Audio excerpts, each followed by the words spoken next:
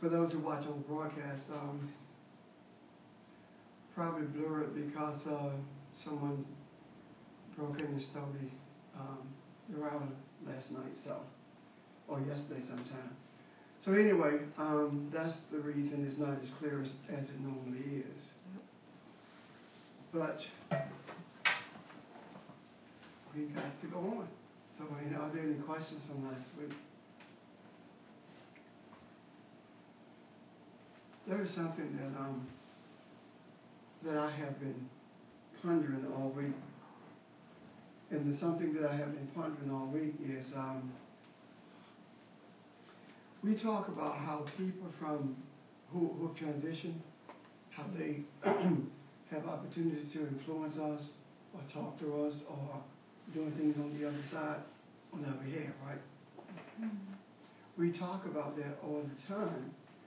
But what dawned on me is, suppose that there are people who have transitioned who don't particularly care about what we do or don't particularly care about what's right. So would they not be influencing people in a negative sense? Because if you can do it in a positive sense, you should, it can happen in a negative sense as well. So if that is the case, then that is probably what Paul was talking about when he talked about principalities in high places. I was thinking about that. Huh? Yeah, I was thinking about that too. Yeah. So what we're actually dealing with when it talks about principalities in high places or principalities in superior places than what we are, it means that we don't have a chance if we are dealing with it from the perspective of being human. We have to deal with those principalities from the perspective of being spiritual. Because there is absolutely nothing that we can do being human that is going to impact something in the other world other than ourselves. You understand what I'm saying? And by being, and if we are being human, we still don't even realize the impact that we can have in the other world. And this idea of being human comes from the 82nd Psalm when it talks about you would die as prince of men, you would die like human beings, or you would die being human, as opposed to living as Elohim. So if that is the case, then what happens is it kind of sort of tilts everything that we attempt to do or to bring about or to cause to be manifested. I was in looking at and thinking about that, I was doing some reading, and one of the things that the guy said or wrote was that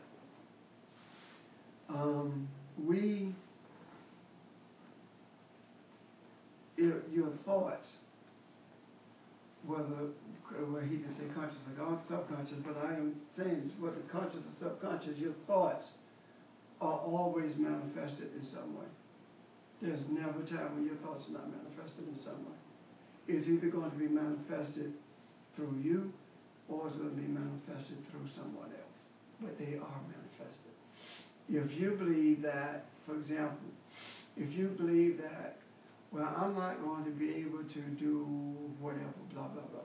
I'm not going to be able to change things. I'm not going to be, okay, you're going on vacation, right?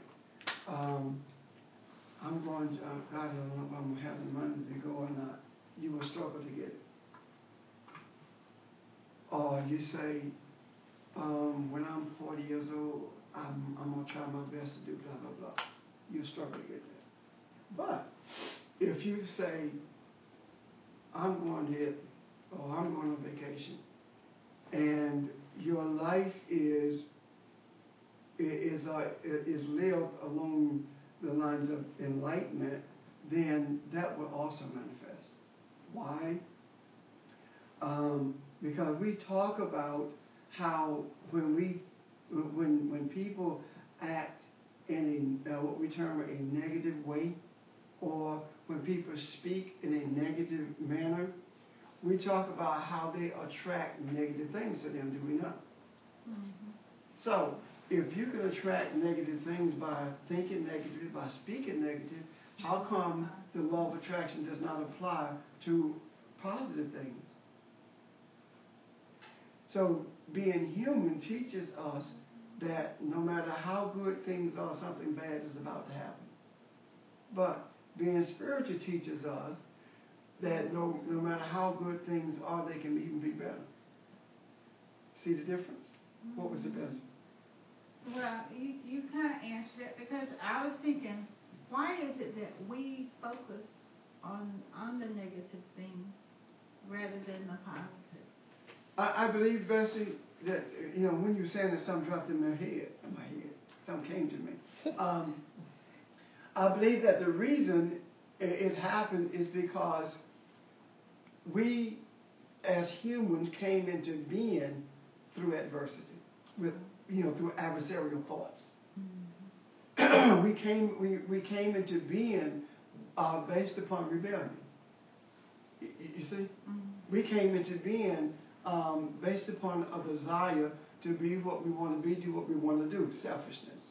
So, because we came into being based upon that, that also means that intermingled in the fiber of our being is negative thoughts, and if we are being human, then our focus is on those adversarial thoughts, as opposed to being on the thoughts of enlightenment.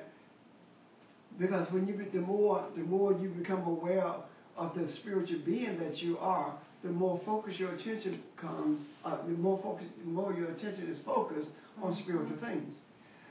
So as a result of that, you end up bringing spiritual things to you of enlightenment. You end up not focusing on things too good to be true, so something bad's going to happen. Mm-hmm. You end up refraining from focusing on those kind of things. So that's up to us to change that thought pattern. Well, it always left up to us to change the thought pattern. And as Sheldon was saying a couple of weeks ago, if you don't like the thought, change it, because it's going to manifest. Now think about it this way. We understand that we do have the power to change thoughts. We do understand that. Mm-hmm. And we function in that way every day. We call it influence.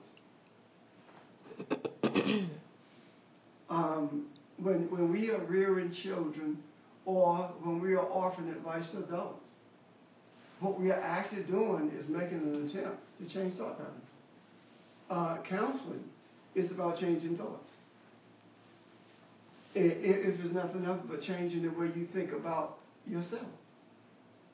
So when we actually put it into action, what we find is that not virtually, but everything that we see, everything that we perceive, everything that we are, everything that's manifested, all things emanate from thoughts. Everything. So if everything has its roots in thought, then if a tree is known by the fruit that it bears, if everything has its origin in thoughts, then that's what we are. That's who we are, or what we are. And that being said, where does the root of thoughts lie? It's interesting, because I feel like it's easier to influence circumstances than it is sometimes to change yourself. And you know why? Because you don't see yourself as the circumstance. Mm-hmm. But you understand what I'm saying? Like sometimes you have like strong emotions about something, and it's difficult to change your mind. But if you need somebody to call you, or, if you need to redirect, like, how your day is going circumstantially, like, that's easier to do. And see, that's because, as I said, we don't see ourselves as being that circumstance. We see ourselves as being separate from it. And what we have to come to realize is that we are separate from nothing. Everything is connected. Even the thief who broke in here, we connected to that sucker. So, I mean, I can reach out and shake him I a would little like to bit? be physically connected. Yeah.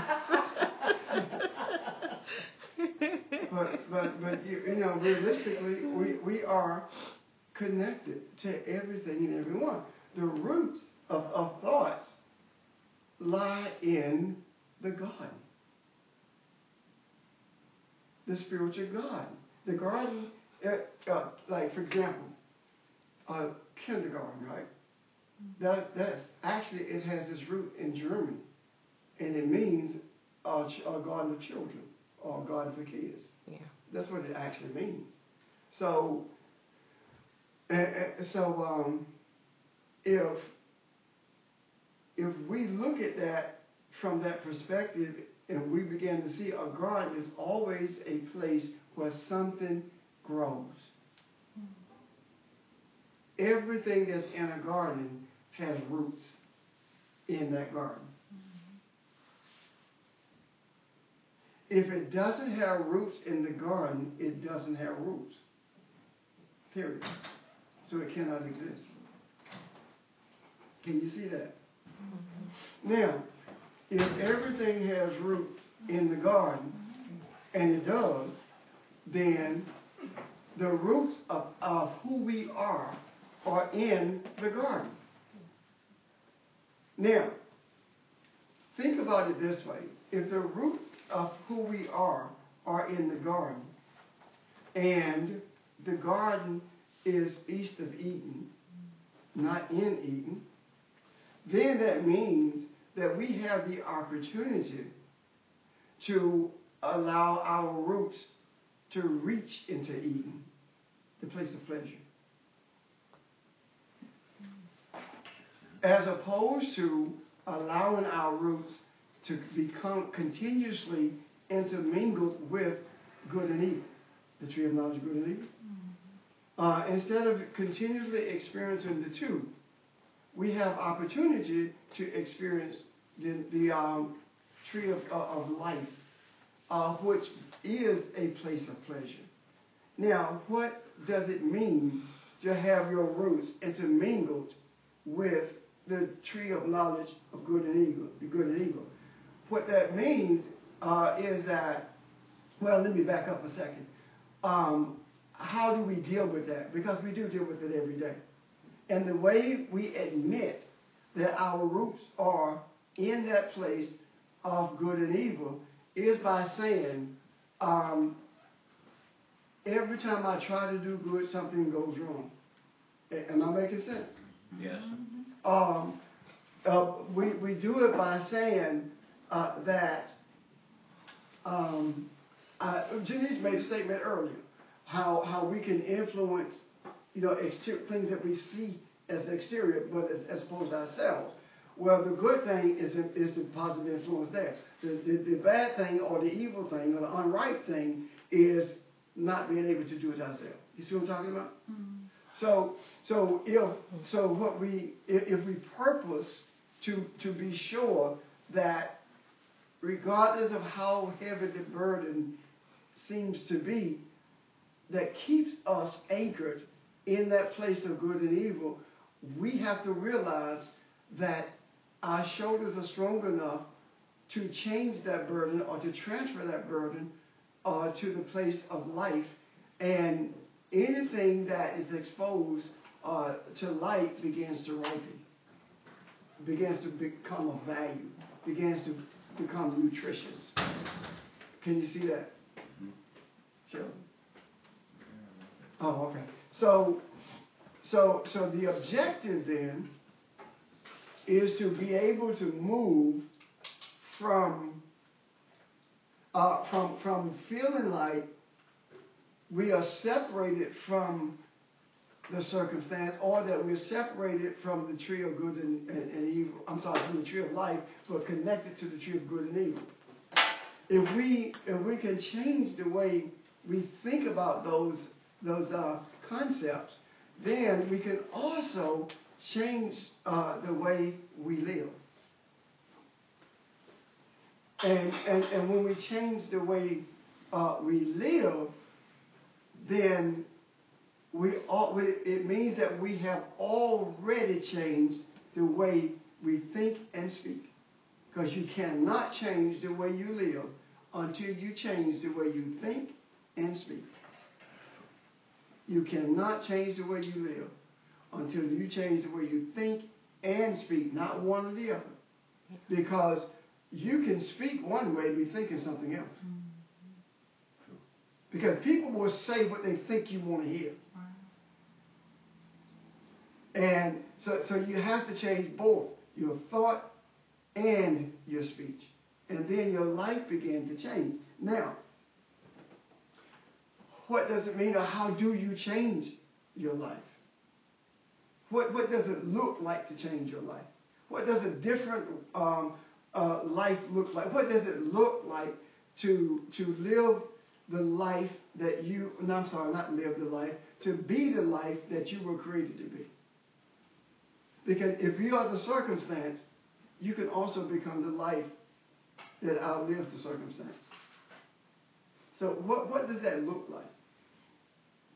Excuse me. What does it look like? In the takers? And again, let me reiterate for those who may be just not joining the broadcast, it is not as clear as it normally is because somebody stole the router and we have to broadcast a different way. In continuing with the lesson of the discussion, what does it look like? Wouldn't it possibly be that when you talk to yourself, that you say things that are positive things rather than saying things negatively about yourself? That's how you do it. But what does it look like? What does the result of that look like? That's what I'm asking. I don't know if I can. Describe the attributes of it. They're one mind connected, huh?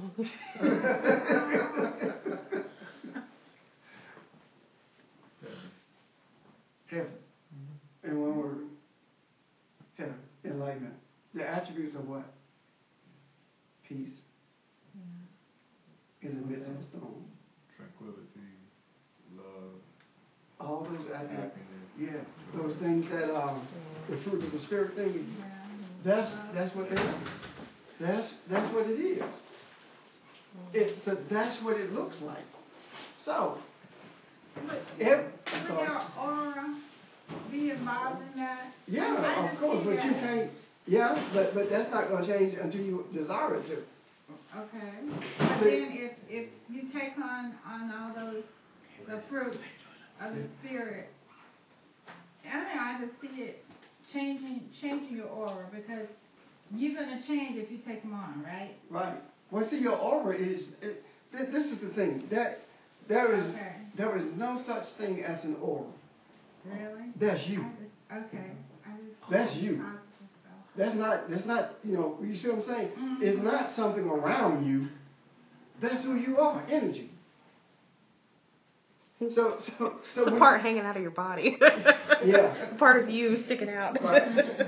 But it's distinguishable from others because of the thought patterns. Persona, is that thing? Yeah, you're different. Okay, persona. Go ahead.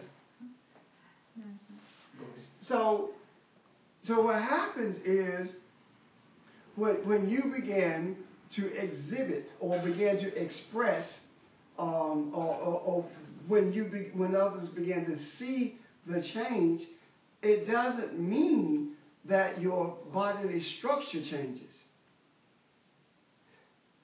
But there are people who recognize something different about you. Have you ever heard people say that? Yes, sir. Yeah. Why are they attracted to you when they got issues?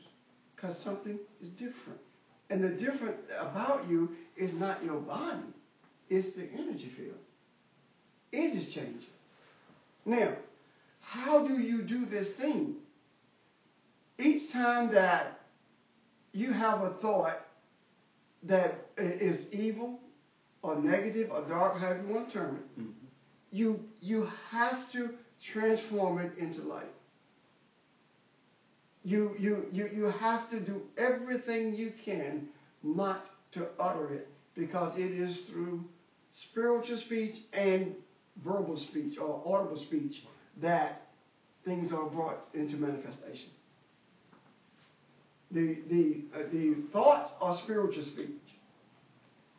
The audible speech is human being speech. That's the concept that we express, being human. And you couple those together, and you're going to bring into creation or bring into manifestation the thing that you have spoken. I create with words, abracadabra. Go ahead. I'm wondering if there's a distinction between thoughts that cross your mind and thoughts that you kind of deliberately think. Yeah, okay. You know? Yes, yeah, I do. First of all, listen at what you just said. Cross your mind. My mind. If it's yours, you can control it. Right? Mm-hmm. If it's yours, you can control it. The mind is a combination of thoughts that have been arranged by our experiences and by our desires. Can you see that? Yeah.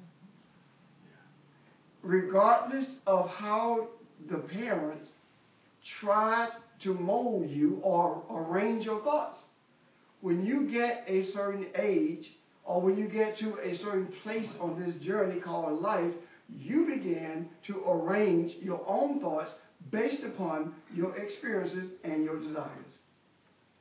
Now, having said that, there are things that you can shut out of your mind. We call that sometimes suppression. You have a bad experience and you suppress it. So how come you have a bad experience, you suppress it, but there are triggers that brings it back to life, isn't it? Yeah. And when that happens, you have the same bodily response to that trauma. Right? Mm-hmm. Well, just as deeply in your mind is who you are. And there are triggers that help you see that. And those triggers are what you call flashes of enlightenment, or those flashes of good feelings. That's how we term those things. So, how do you control it in your mind? When it's there, transform it. And the things that we deliberately think of carry more weight than the things that cross our mind.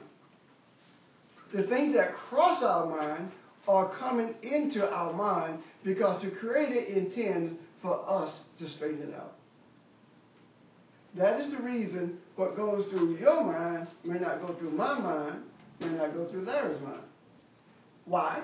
Because it comes to Larry for him to straighten it out, and no matter how close Betty is to Larry, she can't do it. He has to do it. Okay. I wanted to be sure that I'm thinking of it correctly, because it seems to me like an organ that not only receives but also transmits. Yes. And there's, other stuff going on inside of it, I guess, in the meantime. But, we're communicating even when we aren't speaking. We are. You're absolutely right. What happens, dear, is that the third eye, the pineal gland, is not shut down the way we think it is. It still functions. That's why we have those flashes of enlightenment. It still functions, the third eye. It functions all the time. But we don't pay it any attention. The policeman is down the road. That's your third eye. That's seeing what's coming. You see, we have those intermittent flashes all the time, but we just recognize it as intuition, coincidence, etc. But we don't recognize it for what it really is. So what happens is that it takes an effort to remain in darkness. And to show you how much of an effort it takes to remain in darkness, it takes twice the effort to remain in darkness than it does to walk in light. What I mean by that is that, what I'm headed to is this. If there is a third eye, the pineal gland, right? If that is true, and it is, then it is a spiritual representation of the physical eyes. It takes two physical eyes to see clearly. You know, sometimes we got one, but we call one a handicap, right? Something we consider something being wrong. So it takes two eyes to see to see darkness, or to bring darkness into being, when it only takes one eye, which is the eye of light. Jesus says, if your eye is dark, then your whole body is dark. He did not say eyes. He said, if your eye is dark. And he mentioned the single eye. So he talks about the singularity of the eye, not eyes. So he's talking about something spiritual. If I'm not mistaken, it's in Matthew 6. Thank you. So what we need to see is around the 20th verse, I believe. What we need to see is the reality of how we work, how we work so hard to remain in darkness, and how others around us struggle to help us move from that. When someone does something or says something to you or about you, and you get angry and you want to seek revenge, or you want to say the same to them, and someone says to you, you must be the bigger person. They're trying to help you open the third eye.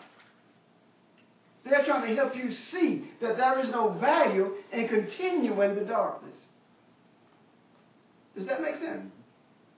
They're trying to help you become the bigger person, the bigger persona, the bigger personality, the superior personality. That's what we're talking about. When we say bigger person, we're talking about superior. Superior to what? Light is superior to darkness, because light brings not only wisdom but understanding, and darkness is confusion. So they're saying to you, be the light that you were created to be. See beyond this. And we say that. You have to see, and Jesus, back to you again. You have to see beyond the circumstance. And the question is, what is beyond the circumstance?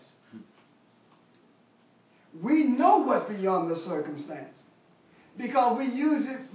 We got so many euphemisms that we use and don't realize what we're saying. What's beyond the circumstance? The light is at the end of the tunnel. The circumstance is the tunnel, right? Yeah. You see? So that's what we talk about. The light being at the end. And then the other thing is this: we are constantly reminding ourselves when you say it, talking to yourself in a positive way. We're constantly reminding ourselves that the circumstance is surrounding us at that moment. You are one with that circumstance. But guess what? You know that you don't have to be that circumstance, because we say we are going through something. So you're going beyond the circumstance. You don't actually walk out of it in terms of physically, but what you do is transform it into something of value. And we say that also. I learned a valuable lesson. So we are more, and today may seem so simple, but it is the simple thing that confounds the wise. So the simplicity of it is it causes us to be blind to it. And because we are so familiar with it, it's very difficult for us to see it. So we have to look beyond the circumstance and realize that the reason that our mind is representative of the tree of the knowledge of good and evil. But when your mind is clear, when you are thinking clearly, you see righteousness, you see right things. You move in the right direction when you are thinking clearly. So if you're not thinking clearly, what is it that you are thinking? Confusion. You see? Simplicity, but real. So, I think that the reason all of this is coming to me today is because we are at the precipice of change. We have to make the decision. We're at a decisive moment on this journey. And the conscious decision that we must make is the decision to transform everything to light, as opposed to manifest in darkness, regardless of what it is. We have to make that decision. It does not matter what your circumstances are or were. It doesn't matter what experiences you've had or the desires you've had. Change your desires, change your thoughts, change your speech, and you change your experiences. Now, when we talk about it's difficult because what we are actually doing is becoming the victim. We're allowing the circumstance or the experience to victimize us. Does that make sense? Yes, sir. Sure. I'm not going to take what you're about to say. But going back when we were talking about the circumstances and making them so big, etc., which of course is what you're going into with the victimhood thing. What if the approach that was actually taken, if all of these are just circumstances, then we judge them and make the circumstances what they actually are, that we more so engaged all of this, what it is that we're talking about, more so in a free way or a playful way or a gameful way, as in it was a game, because it's really not that serious anyway as far as how we take the things. And what I mean by that is it's just something for you easily to overcome. You not overcoming it is not that big of a deal, but if you're not overcoming it is not that big of a deal, maybe you will approach it as if that entire situation, that circumstance isn't a big deal at all. It's just the game. So like when you play a game, you put it down, you go about your business. It has no impact on your life, so to speak, or whatever. You don't think about it. If you played some type of game before, got up early this morning and played some type of game, you lost or whatever, so be it. And see, let me give you a life example of that. When some of us see the Confederate flag or a bumper sticker that say with the Confederate flag, that in the bumper sticker that says "Heritage is not hate," we be like, yeah, right. We have a negative response. Right. But my response to that is the Confederate flag represents defeat. The what? Defeat. Oh. You're constantly reminding yourself that you were defeated. Yeah. if you were not defeated, I'd still be a slave. You see? So you change that circumstance. Now, the reason I believe one of the reasons rather, I believe we're on the precipice of change is because we're beginning to see or feel like time is speeding up. Well, for example, when we worked together 2 weeks ago, it seemed like it's been, a year ago. It seemed like a long time. Well, time is not speeding up. It's like we are in this world, but not of this world. So, the world that we are of, or from, or in, is that spiritual realm, and there is no space. There's no such thing as time. But when you're in this world, it's as though it's sped up. Because you're in a place, actually you moved everybody around you to a place where they were not prior to it, the coming together. Also, what we have done is sped up the recognition of darkness. Oh, no, I got something. Thank you. The recognition of darkness, we compacted that, I should say. When things speed up, or when things condense, right? When things condense, they're easier to see, aren't they? So the condensation of darkness is taking place all around us in a very fast way. But we look at it from a negative perspective. From 1865 to 1967, there were 29 laws passed to suppress the African American vote. From 2011 to 2012, there were 25 passed. Wow. Yeah. You see? Yeah. It's compacting it. Now, how do we respond to that? You don't respond to that negatively. You look at that from the perspective of the spiritual. The desire is for the antagonism to subside. The desire is for mankind to see that racism is something that human beings created. Right. It is not something that came from the heart of the spiritual being. It came from the tree of the knowledge of good and evil. And if we see it from that perspective, then the next question would be, so if that is the case, what happens spiritually? Then you begin to see that light is beginning to influence to such a degree that darkness is fighting for its life. And that's why it is so compacted. And that is the reason you can see it so clearly. And what light is darkness fighting for? To hold on to the material world. No matter what it takes to hold on to the material world.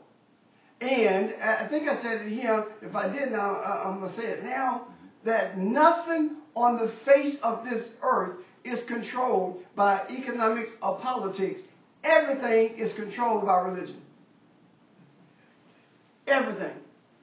Because listen at what happens in this country. The religious right. You see what I'm talking about? Mm-hmm. Or he doesn't say certain things when he is in the Bible Belt.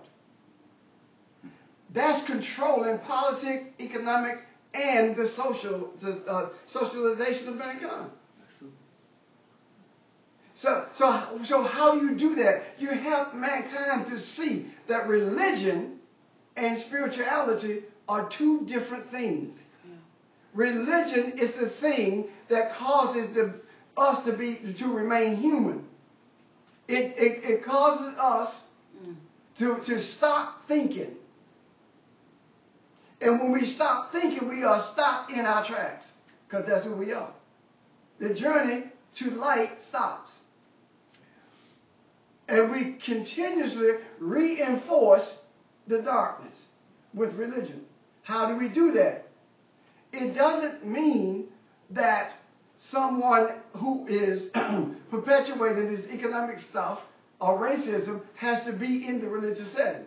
The religious setting continues to reinforce it, by virtue of 11 o'clock Sunday morning is the most segregated time in America. It is reinforced by a lack of wisdom, a lack of understanding of what's in the book. So humans determine what's in the book by virtue of theology. But the spiritual determines by reading the book and seeking revelation. And when that happens, humans say you're deep. But spiritual people say you see clearly. I'm just going to say that religion perpetuates separateness.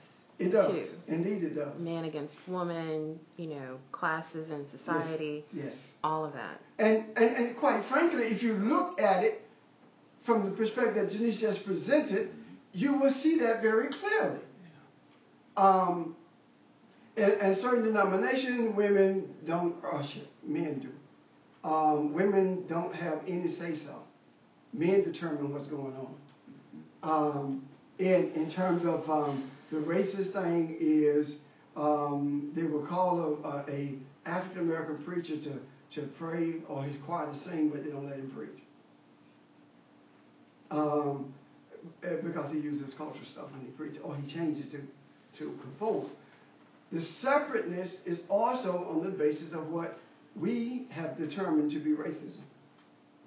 And the separateness is also economic. When I grew up, there were poor people at church. There are no poor people in church now. None. Think about it this way. Poor people, when we grew up, when some of us grew up, it wasn't that we did not have food, because all of us had that.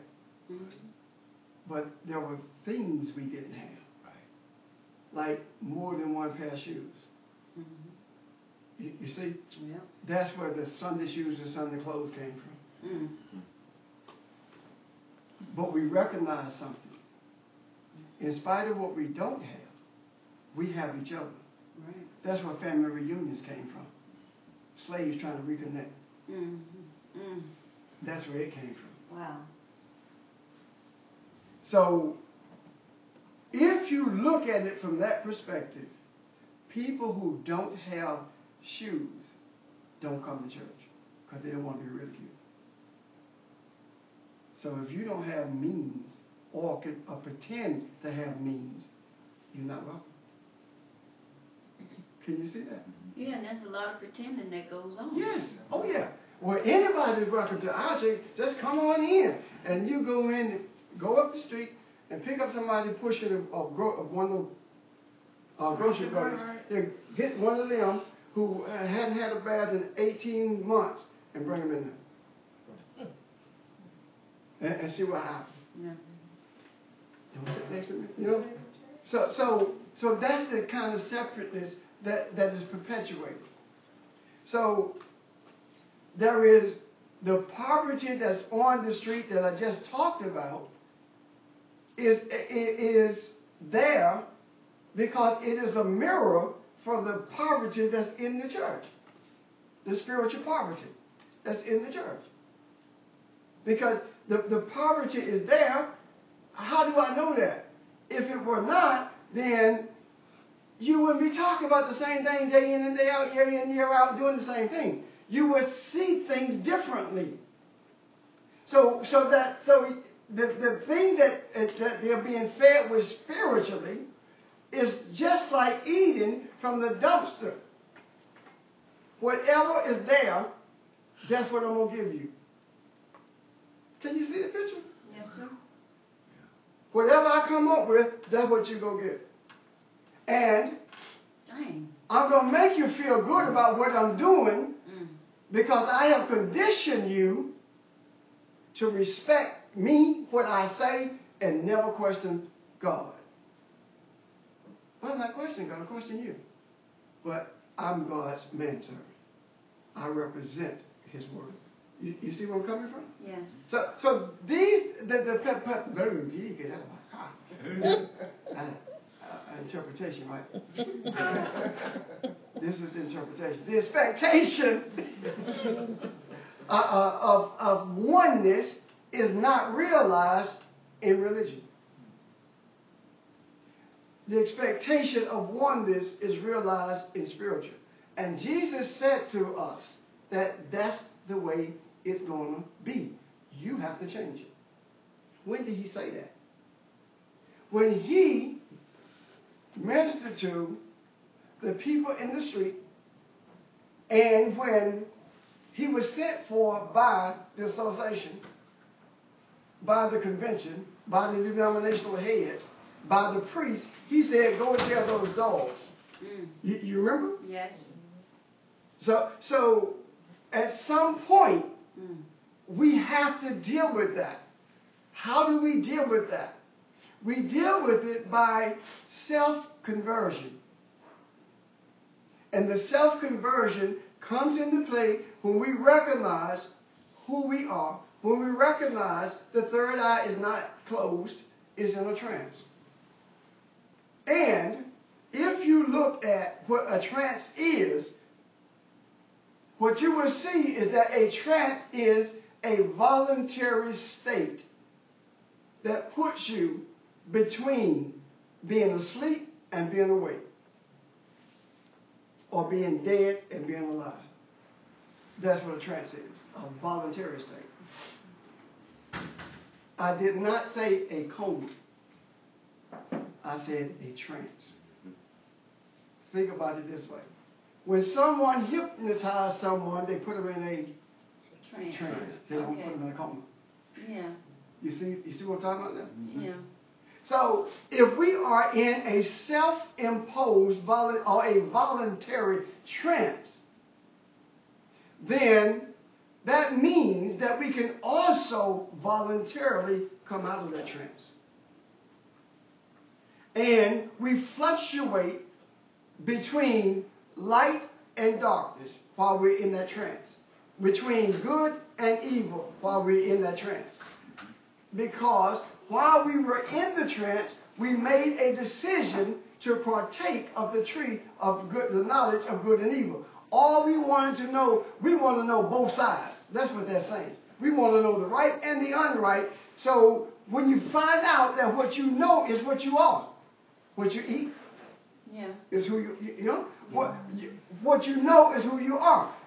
If we make a conscious decision that I want to partake from the tree of light as opposed to good and evil, right?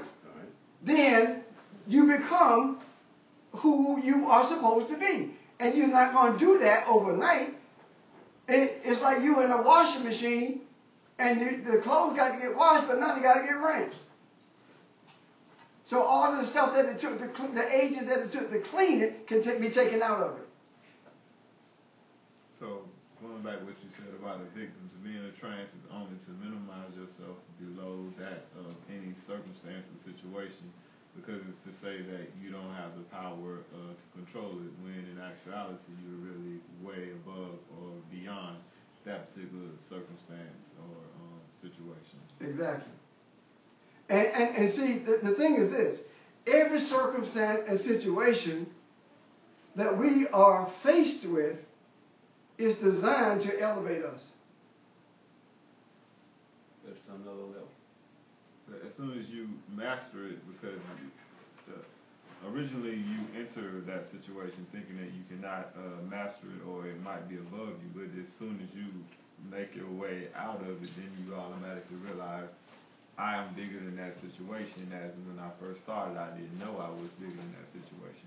So as you continue with what I was talking about with just being a game, with all of a sudden you realizing that you were bigger and bigger and bigger and bigger than every situation or circumstance that you actually encounter, that is, in essence, only thing it's doing is helping you to realize who you are. That's all. That's the only thing that's actually taking place. And I'm making every effort to get beyond this circumstance of that thief who broke in hand, stole stuff. I'm making every effort to do that.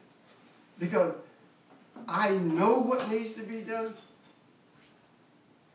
Doing it is not always the easy thing to do. And I'm not the person to sit in front of you and tell you I'm good. I don't know why I'm not good. Maybe it's because I know what got me is that the stuff that was taken and it minimized what we're able to do in terms of the broadcast that we're accustomed to doing. So, and when you damage someone else, it bothers me. Now, having said that, regardless of how much it does, I still have to see this circumstance as a stepping stone to elevation. Can you see that? Yeah. And I do take it personally. I have to take it personally. I cannot deal with it based upon my feelings for someone else being hurt. Because when I take it personally, I elevate me beyond feeling what I feel now or experiencing what I'm experiencing. You see where I'm coming from? Mm-hmm. And then when I can deal with it from there, I also can I have the experience again, and realizing that someone else is being hurt by it, it does not cause me to be in that valley, not of despair, but that valley of anger. It doesn't. Now, let's say confession good for the soul. I'm not confessing. So if we are to come to the realization of who we are going to have to begin today. This moment. And I do realize something. Even though I learn more from you than I ever teach you, because everything I say is in you, it's just uncovered. Even though that is true, I still understand something else. That until covering come to grips with stuff, it's difficult for those who are covered to come to grips with stuff. How do I know that? If a man and a woman is not on the same page in the house, there's friction. Isn't it? Yeah. Yes. There's friction. If the covering makes a decision that the household disagrees with, there's friction. But the moment the household says, you know what, you made that decision, if you can live with it, I can, let's do it. The friction subsides, doesn't it? Yes. So when the covering gets it right, okay? Mm-hmm. And I'm saying to you that at this very moment, this very day, I accept that I am on the precipice of change, and the only one who can change me is me. See, this is one of the keys. One of the keys is remembering, as one writer puts it, the hummingbird. The hummingbird only feeds on nectar, not anger, not frustration, nothing disparaging. He does not feed on bitterness, only the sweetness of the nectar. Can you see that? Yes. Mm-hmm. If you can teach yourself to feast on light and not darkness. Can you see that? Yes. The other thing is this. It does not matter what the relationship is. As an example, is Valerian and Nikki were to look at each other, or Nikki say, I want him to be the ideal person for me. That's another way of saying I want to mold him into what I want him to be. The right thing to say is, I want to be the ideal person for this relationship. And then you begin to change and fit the relationship. You see what I'm talking about? That's the approach that must be taken also with the Creator. That I don't want to be the ideal person for me, because I don't know the me well enough. I want the Creator to make me or show me how to be the ideal person to change the whole of mankind. And the way I change the whole of mankind is by changing me. So when I come in contact with people, they recognize I'm different and don't care who knows it. You see? Mm-hmm. They recognize that, but they don't know what they're seeing. Any questions? Question is a comment. You had an interesting point just now towards somebody wanting something for who they are at that point, but not necessarily knowing who they are, when a lot of times over the years we actually change who we are anyway. So if you were to find or talk to this certain person that you molded or whatever, and that person was to stay exactly the same, if that was conceivable, then years later you would not be happy anyway, because you changed. It wouldn't be years. It would be months. Because see, this is the thing. Everything is great until you get accustomed to a daily dose of intimacy. Yeah. Once you get accustomed to a daily dose of intimacy, you begin to look beyond that. And in my doing counseling, one of the things I say all the time, once you get beyond that, call me. Because you know, when you begin to have issues, do not call me 6 weeks later, because the issue that you have 6 weeks later started 6 weeks earlier. Call me the moment it happened. That sound familiar, Nick? Why call me the moment it happened? Because we need to uproot it before it has roots that grows for 6 weeks. That's what I'm talking about. Now, if we seek to become the ideal being whose purpose is to be a mirror for mankind, then we have to begin with the people who are closest to us. Because those are the ones who generally hurt us the deepest. If you don't deeply love someone, they can hurt you. You say, you know what? Forget this. I don't even deal with you. But if you love someone, they can hurt you. Right now, because of, and I'm not just talking about husband, wife, boyfriend, girlfriend love. I'm talking about period. General. Yeah. Because right now, if I were to say some things disparaging, it could hurt you. Because that's the kind of relationship we have.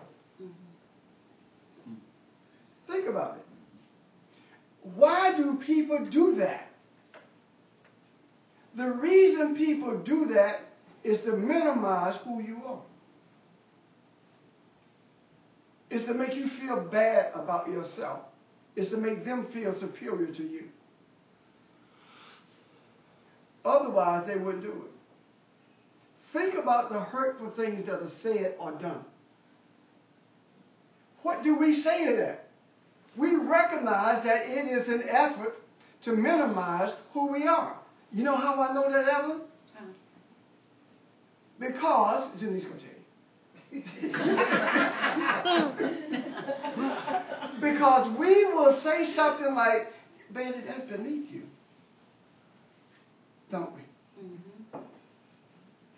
If it's beneath you, it means that you are superior to it. Does it? Yeah. You can turn the air conditioner on.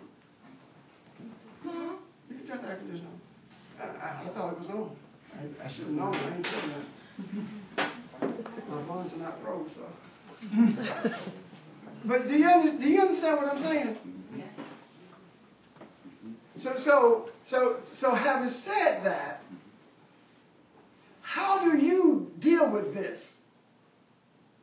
It's not so much if you're dealing with what you say, as it is dealing with what someone says to you or about you or the way they treat you. Because the rubber meets the road, not in what you say, is how you deal with what's said to you. Got it? Now, have you been in a situation where someone did something or said something to you and it hurt deeply? But then you move further away from that in terms of time heals all things. You get to a place where the person can say it or do it and it doesn't hurt. What does that mean? You have risen above it. Is that not what we say? Yes. We have risen above it. So we have all these euphemisms, metaphors, all these words, all these sayings that make all the spiritual sense in the world, but we don't recognize them as being spiritual. That is Elohim speaking to the human being. That's who's talking. That's who is reminding us. And that physical pineal gland is just a physical representation of a spiritual truth. I read the stuff that talks about how fluoride crystallizes the fluid, in the pineal gland, and other substances that we eat can preservatives can crystallize the fluids in the pineal gland. I read those things, and I held on to those things for about 30 seconds. Because regardless of what we make, we cannot shut the light down. The light is not the fluid in the pineal gland. That's not the light. That's where the light comes through. And the light can choose to come through anything it chooses to come through because it is the source of everything that is. Yes. Does that make sense? Yes. Can you see that? Yes. So if the pineal gland, the fluid is crystallized, then it can be quickened. Just like it was in the first place. So you should not think it robbery to be like God. Because that's who you are, Elohim. Image. You should not be uncomfortable being who you are. You should not feel blasphemous thinking about and speaking about who you are. Because you were fearfully and wonderfully made. In other words, you were made, you were molded, you were constructed, you were created in a reverential way. There was reverence all about you.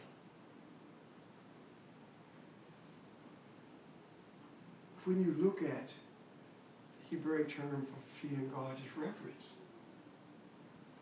That's how you were made. In a reverential way.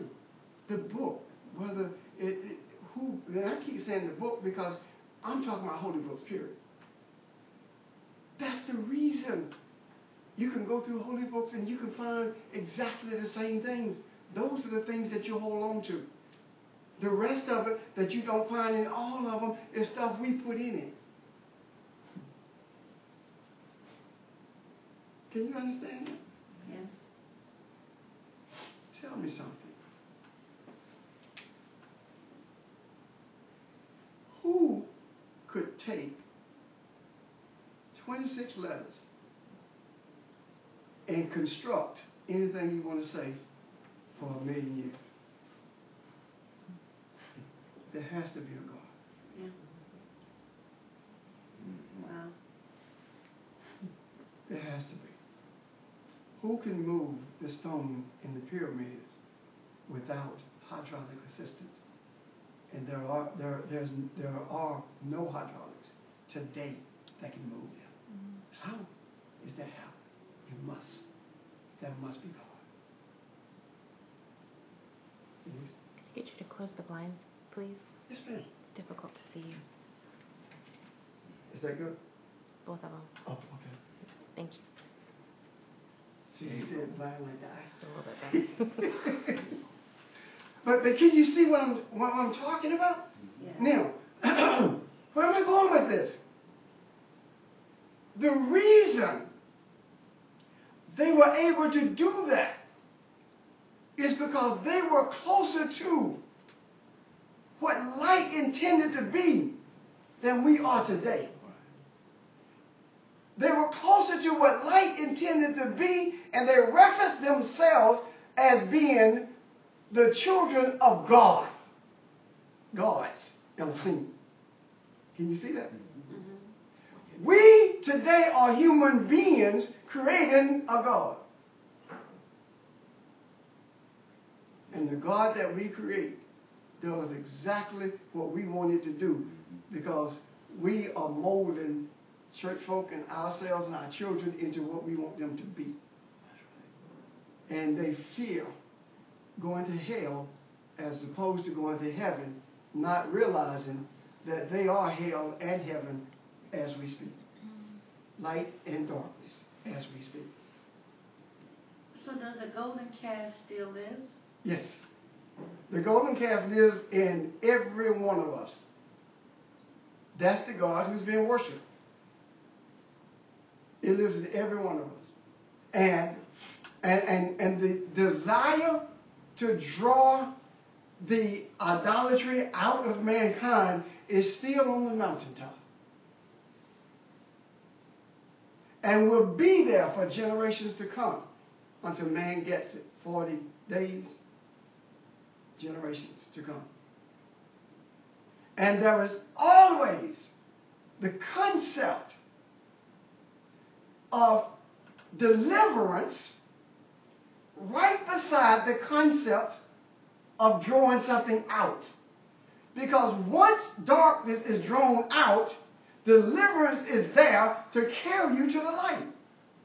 Moses and Joshua on the mountain.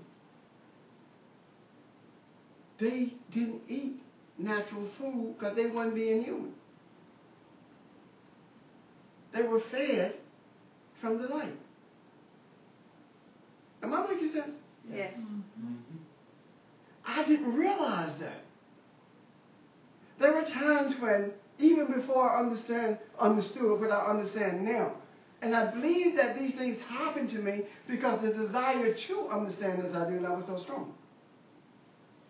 There were times when I would, when I finished preaching, and some of you have experienced this with me, when I finished preaching, I was not hungry.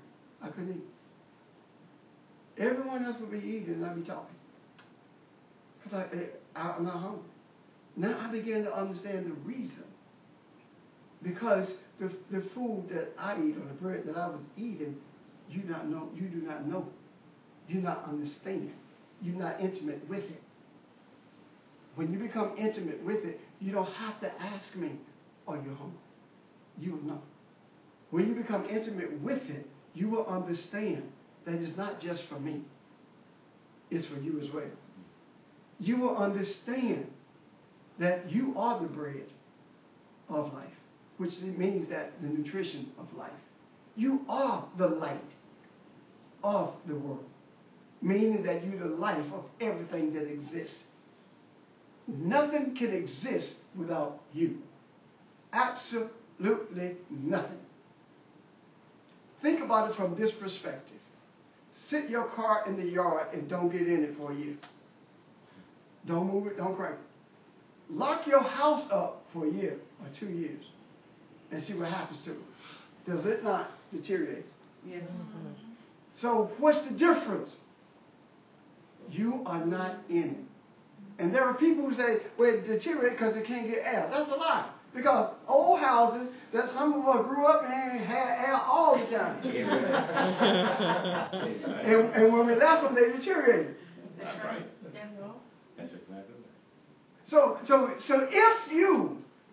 if nothing can live without you, if you are the life for everything that lives, everything that exists, Because when I say lives, I'm talking about your car, your house, everything lives. You are the source of life for it. What does that make you? Elohim. Because you have created the world in your image. And it can't live without you. That is the reason the wealth has to be in the heavens. Because when you take the life away from the material, it dies. How many of us in this room, growing up, going to work or going to college or going to tech school or wherever we went, how many of us growing up purpose in our life that we were going to be rich? We're going to live a good life. Come on, y'all know it's true. Yeah, we did that. So where did we go wrong? We did that.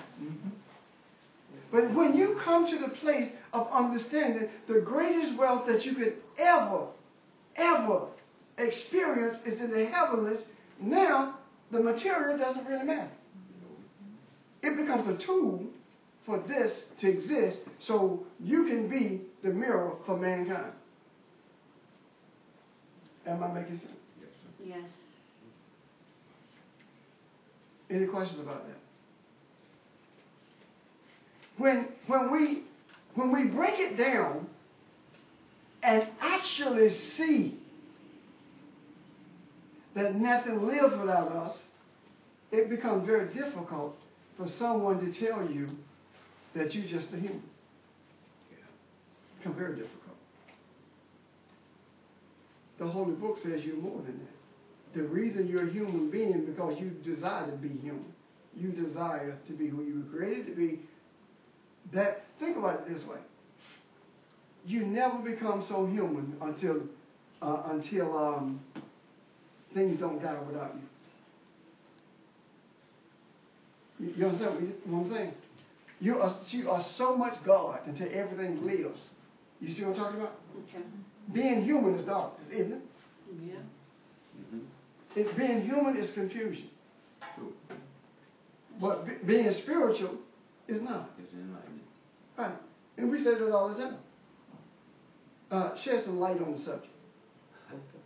We say it all the time. Oh, that's what you mean. Enlighten me.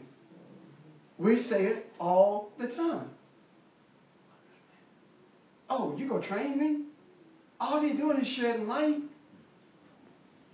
Training is not you actually physically being trained as much as it is light being revealed to you so that you won't be confused while you are performing a task. That's it.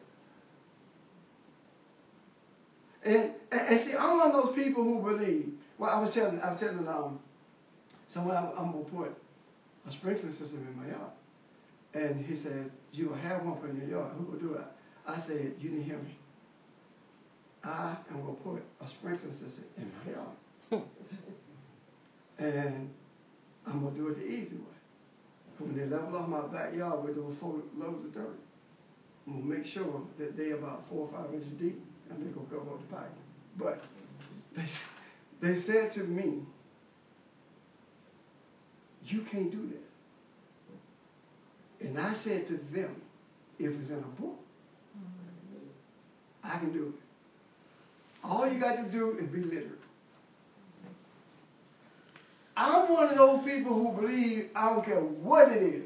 Put it in a book. I'm going to find it, and I'm going to do it. Probably better than the person who wrote the book. How does that happen? Because I believe that I know all things. Why do I believe that? Because the book says the spiritual Adam knows all things. You hear me? It said the spiritual man knows all things. He's intimate with everything that is. Does it not say that? Yes, sir. But when you're being human, you are not. That's why we struggle. That's why people say, it's hard for me to learn, because they don't have confidence in who they are. Think about it. Whether it's at Great New Faith or here at Foundation, our children are brilliant. Why? They're no different than anybody else's in terms of their physical makeup. So what makes the difference? 100% of the kids at Great New Faith made honor roll. 100%. Why? Because they see who they are without knowing at their age, that they see. And that one of the boys, Roy's boy, says, they tell me that when they're talking to the kids, what he says is, what Real Richard says, everything I say he hears it, and he internalizes it. He internalizes it, and it becomes who he is. And as a result of that, he truly believes that there's absolutely nothing he can't do. Nothing. He walked out there and decided he wanted the long jump. There you go. He watched what other people doing. He did what they did. It was one of the best long jumps they had. I mean, that's how we live. That's how why does that happen? Because they must become mirrors for other children.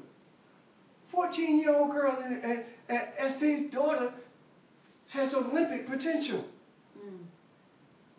14. Wow. Already running in the Junior Olympics. Been doing it. Only reason she didn't do it years ago because she was too young. You see what I'm talking about? Yes. Where does that come from?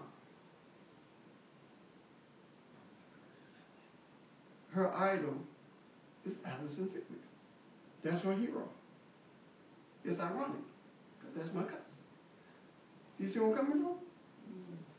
That's a connection. So light flows to light, but light flows to light so it can have a greater impact on darkness. So when we in this room make a conscious decision to be who we were created to be, because we realize without who we were created to be, there is no life on this earth, period. When we realize that and begin to act like that, that's when we become the mirror. That's when we become the mirror. I'm going to tell you what I keep looking at you, Nikki. And the reason is because I'm having flashes of what we call the aura. I see it clearly. So I don't want you to say, well, what are you looking at? Is that on my head? No. But I just see. It's funny you should say that. I was up till 3 o'clock No. Don't mind know what time you wake up. studying, man. Oh. I mean, that's, okay, what happened? It cleared it. You see? Clarity means balance. Balance means clarity. Beauty means balance. Beauty is not what we call beauty, that you look better than somebody. Beauty is balance. The most beautiful thing in your life is peace. Yes, Lord. Isn't it? Yes. Sir, it is. It's peace. Yes, sir. Yes. When we get to the place where we are fighting to live because we're afraid to die, that's when we become life. Can you see that? Yes. Why? Because regardless of how hard you fight, when your mission is accomplished, you're out. Yeah. Can you see that? Yes. You're out. If that were not so, then this lady at Great New Faith would be dead. She had a midbrain stroke. And the doctor says if she lives, she will be a vegetable. And the daughter says, I don't know what to do. And I said, put a DNR on it. DNR, do not resuscitate. Oh, She said, I can't do that to my mama. And I said, put the DNR on and trust God. She says, I said, put it on, trust God. Why? This mid-brain stroke should have killed her. It didn't. If she is to be a vegetable, what kind of quality of life is that? Trust God. That been 10, 11 years ago, and we can't shut up.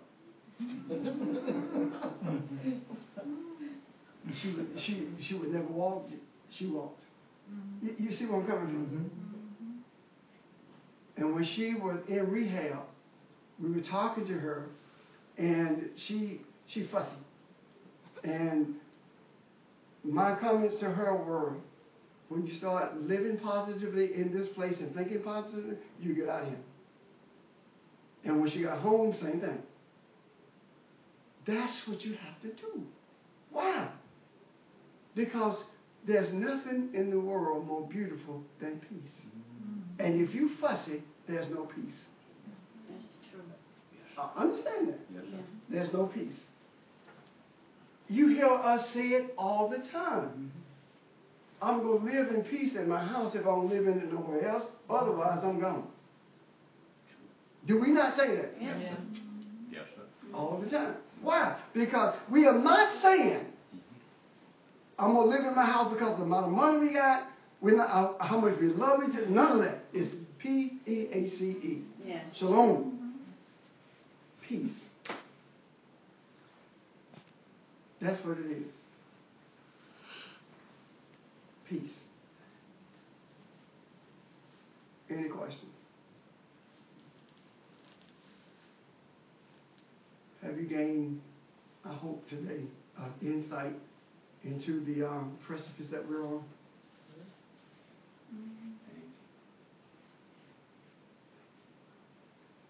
The last thing I think is going to be this. The last thing is going to be this.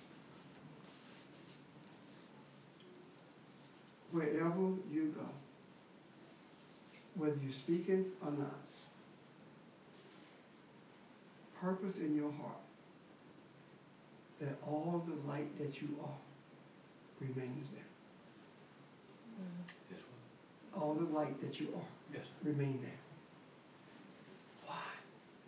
Because you cannot be filled if you're not empty. And you receive what you receive not for you, but to give it. So if you're full here and you walk in Walmart, leave it there. Why? If you purpose to leave it in Walmart, when you leave the property, the Creator will fill you again. And when you get the Lowe's, leave it there. All right. Purpose in your heart to leave it there. Why? Because the people who come into that place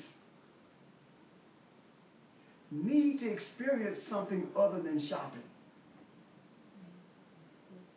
And if you do that, when you walk in your house, peace will be there.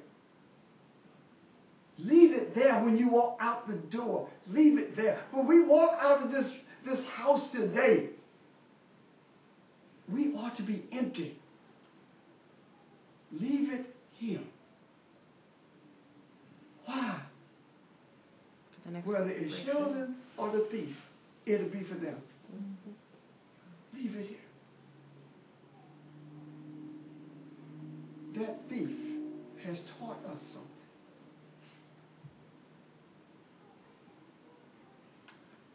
The thief has taught us that he or she is not our enemy.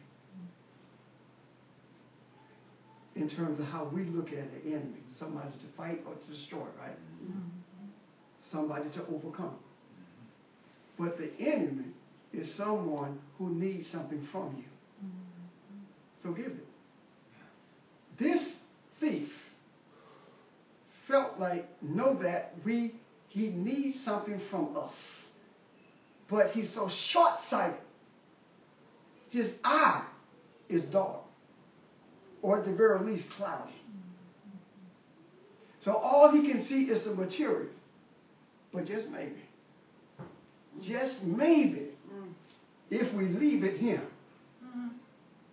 he'll come back. Mm. Just maybe. If we leave it here, he'll come back. And it doesn't just stay in this building. It's all over the property. We leave it there. Why? We have the authority to do that because it's ours. It's our space. It's our domain. Can you see that? Yes. It's the place where we express dominance. Leave it. Empty yourself. And just maybe, he'll come back. And this time, you'll get what he truly needs. Not a computer, not a modem, but enlightenment as to who he is. When people do things like that, and they end up in prison,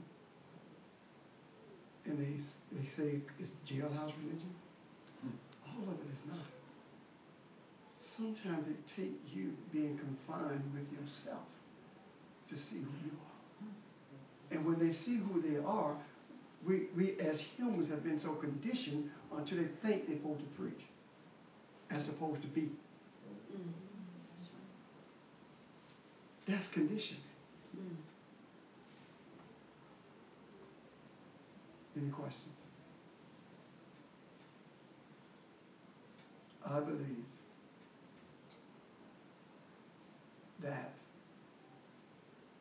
everywhere we went in Philly, we left something. We purposely left light in Center City. We didn't go there to absorb, we left it there. Everywhere we went, we left something. When George came to the meeting the other week, 2 weeks ago, he left something. When Ron said, I need y'all's energy, George says, we need your energy. All he was doing was correcting. He was simply saying that all of us are light. It's not so much the energy that we need as it is the recognition of who we are. The awareness, because we never cease to be energy. Right. We never drained. The Bible tells us that. The spirit is willing, but the flesh is weak. Yes. When we feel drained, it's not us. It's this body who can't handle what we do. Why? Because we created it. And we also created it, and we see it as being finite and temporary. And it is temporary. It really is. Because the day, the moment, the hour will come when we realize that we don't need this anymore. We have created a temporary entity so that we can realize who we are. Make a conscious decision. Exercise free will so that we can be who we were created to be. When I Am was organized, International Ambassador Mission in Philly, I nor George nor anybody else in the family had any idea the depth of what that was, what that means. I am ministry. I am. It's what it said. The great I am. You see where I'm coming from? None of us had any inkling that when Jesus talked about I am the way, right? Mhm. If the I am is the way, the truth, and the life, if you travel that, you are the I am too. But not the greater. I see. I am that I am. That's what they actually mean. I am that I am. What is it saying? I am who I am. I am who I was created to be. I just don't know. And Jesus said, trust the Father. And I trust the Father. And not only will you come to a realization of who you are, but you'll come to a greater realization than I am. That's powerful. Yes, sir. That's powerful. And people don't want to read it that way, but that's what he's saying. In order for you to do greater things, you got to see greater things. Yeah. Don't you? Yeah. So, from this day forward, there is no tomorrow in your life. There's only today. Because when tomorrow comes, it's today, right? Yes. So there is no tomorrow in your life. It's only today. And your expressions must be along those lines. It's only today. That's how you change your experiences. Deal with what's in front of you. Am I saying don't plan to go to work tomorrow? That's not what I'm saying. That's a material thing. What I'm saying is live in the moment. Right now. This second is the most important time in your life. And the people surrounding you are the most important people in your life. When you infuse them, you infuse mankind. That's important. Be who you are. We know that too. We tell our kids, don't be around those folk because you're going to end up acting just like them. Do we not? Mm-hmm. Don't we?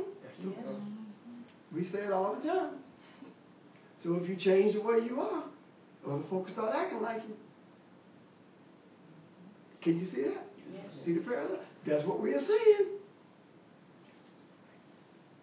Don't determine that you want them to do what you do because you don't know what to do.